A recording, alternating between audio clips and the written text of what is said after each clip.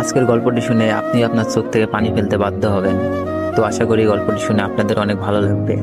তো পুরো গল্পটি শুনুন। আমার পাশের বাসার একটা মেয়ে, নাম মিম, আর আমার নাম ইমু। মিম আর আমি দুইজনেই খুব ভালো বন্ধু, বলতে পারেন একজন আরেকজনকে ছাড়া চলে না। হঠাৎ করে একদিন আমি মিমকে মজা করতে করতে বললাম, মিম, আই লাভ ইউ। ও বলে, শোন ইমন, আমি তোকে ভালোবাসতে পারবো না, তুই শুধু আমার বন্ধু। এই কথা বলেই চলে গেল, আটকাতে পারলাম না। এভাবেই দিন যেতে লাগলো, কিন্তু মিম তো আমাকে ভালোবাসে না। কি যে করি। বলতে বলতে মিমের ফোন। ওই ইমন, কি করছো?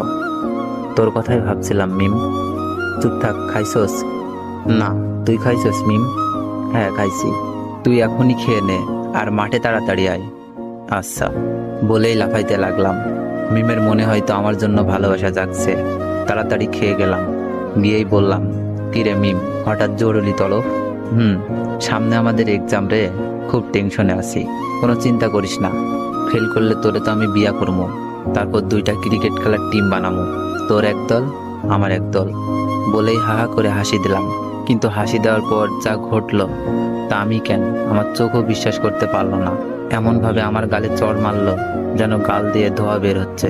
চড়টা মেরেই মিম বলা শুরু করলো, তোকে বন্ধু করে জীবনে বড় ভুল করেছি, আজ থেকে আমাদের বন্ধুত্ব এখানেই শেষ। বলেই চলে গেল। আর আমার চোখ দিয়ে বৃষ্টির মতো পানি পড়ছে। কিছুই বুঝতে পারলাম না, খুব খারাপ লাগছে। শেষমেশ বন্ধুত্বটাও শেষ। কেমন জানি স্বপ্ন স্বপ্ন লাগছে, তাও কিছুই করার নেই। অশ্রু ভরা চোখ আর বুক ভরা কষ্ট নিয়ে বাসায় আসলাম। এসে শুয়ে পড়লাম। বালিশটাও ভিজে গেছে। পুরনো স্মৃতিগুলো মনে পড়ছে। প্রতিদিন ওকে ফোন দিয়ে ঘুম পাড়ানো, ঘুম থেকে জাগাতাম। দিনে কমপক্ষে 100 বার ফোন আর মেসেজ তো আছেই। সব স্মৃতিগুলো মনে পড়ছে।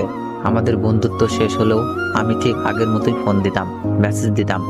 মিম খুব বিরক্ত ফিল করত, তারপরও কথা বলতে চাইতাম।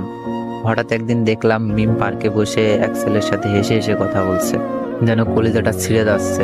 তাই বাসায় এসে পড়লাম। বুকটা ব্যথা করছে, তাই ভাবলাম মিমকে একটা ফোন দিই। অনেকবার কল হওয়ার পর রিসিভ করলো। মিম, বুকে ব্যথা করতেছে। মিম বলল, ব্যথা করা ভালো, এখন আমাকে ডিস্টার্ব করবি না।